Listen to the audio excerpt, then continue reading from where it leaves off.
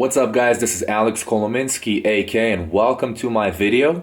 In this video, I want to give you guys 5 of my most important and valuable tips on how to become a successful real estate agent in 2020, whether you're new or you're a vet. And if you're new to my YouTube channel, I wanted to welcome you. In this channel, you'll find real estate, motivational, business, entrepreneurship, and even fitness videos that I'm working on right now. Welcome to Alex AK. Don't forget to subscribe and like this video. Enjoy.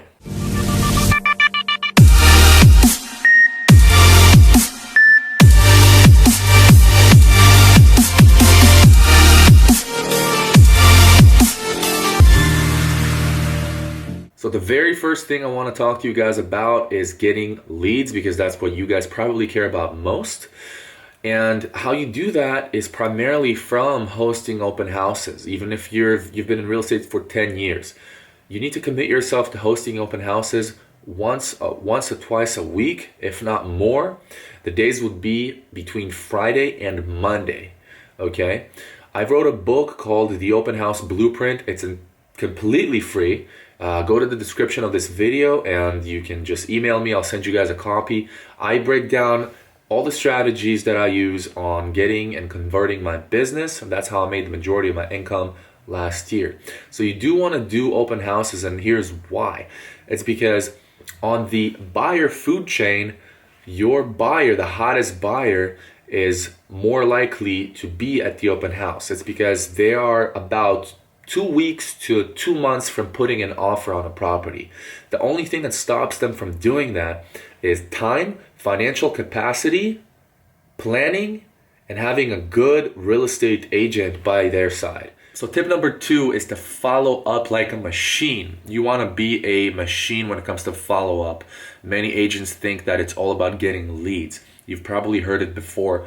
Agents interviewing companies, teams, and brokerages, asking them, who can provide me leads? I'm willing to give a split, but I just want really good leads. Agents are willing to pay for leads, right? But the money is in the follow-up. That's where most people lack, because follow-up is extremely hard. Getting leads is not hard. You can go to an open house and walk out with 5 leads, but following up is where you lack, because it takes consistency. To follow up, let's start with having a good CRM system. I've dabbled with a good number of CRM systems over the years. My preferred choice, and not getting anything for it, is HubSpot. HubSpot, it's a free tool. The free version gives you everything that you need. You would use it to not only just track your leads, like input their names and phone numbers. That's basic. You can also use a Google Chrome extension on your email that tells you every time somebody opens your email. That's important because you know when to engage. So if I sent an email to someone, I know they just read it, they just opened it, and I know if I need or want to call them right now. I also recommend having a hot list of prospects. Hot lists are people that are very engaging with you, and it seems like they've made up their mind on using you as their real estate agent. Hot list gets top priority, and you want to start with them, see where you guys left the conversation at, and what else you can give them as an add value piece. So every time you touch a prospect through your follow-up, you got to give them something. So one great way to do that, there are lenders that prepare videos about the market, housing market, and the economy.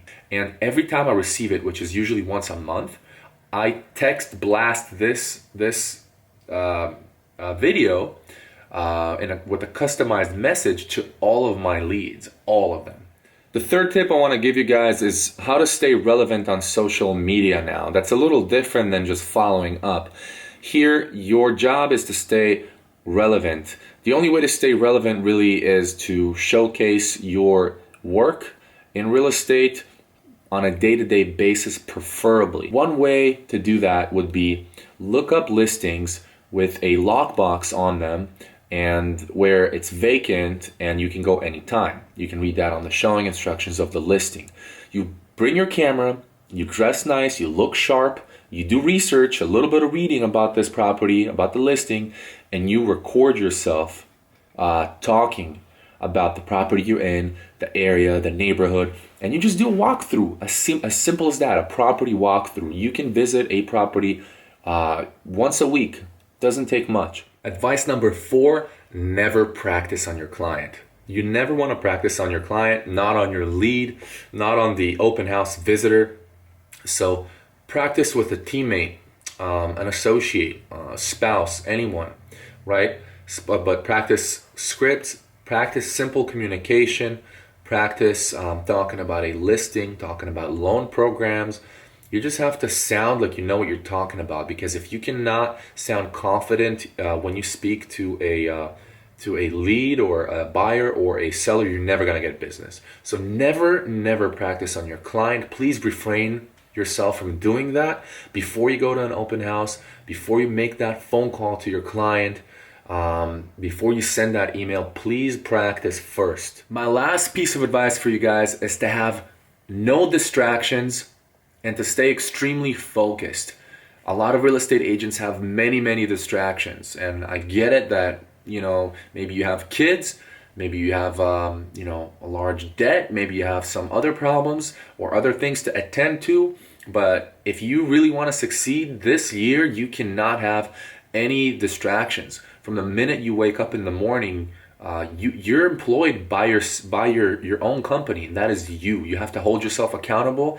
You have to be comfortable with either working on your own if you're in a business model such as mine, where it's very independent, or you have to know how to work within a team if you're in a brokerage where you have 500 agents. You have to stay productive. Chop it up as little as possible. No small talk with people who are not there to support your goals and move you forward. If the conversation is not about how to help your clients, how to help your team, how to grow and how to make more money, refrain from that conversation until after you're done working, so that you can talk about whatever you want to talk about. Okay? So no distractions. Stay focused on your target. Set your goals. You need to have goals. Your goals can be spiritual, financial, family goals, travel goals, things like that. And you can complement your goals by having a vision board. And I created one actually. In fact, I was going to show it to you guys, but it's a personal thing for me. Vision board is for you, your spouse, maybe, you know, a loving and supporting family member, but that's about it. Keep that to yourself. So you want to have those goals written down, and you can even put them on your phone, like as a screensaver. Put your goals on your phone. Stay focused. Don't have any distractions, and always be busy and believe in yourself. Most importantly, I believe in you. You should believe in yourself. You can do it. Let's win this year. I want to thank you all for watching my video. If you found it useful and valuable, please don't forget to subscribe. Give me a like, a thumbs up on the video. Leave me a comment. If you have any questions, my email is at the description of the video. If you want a copy of the open house blueprint, all you have to do is just send me an email. I'm here for your success. See you next time.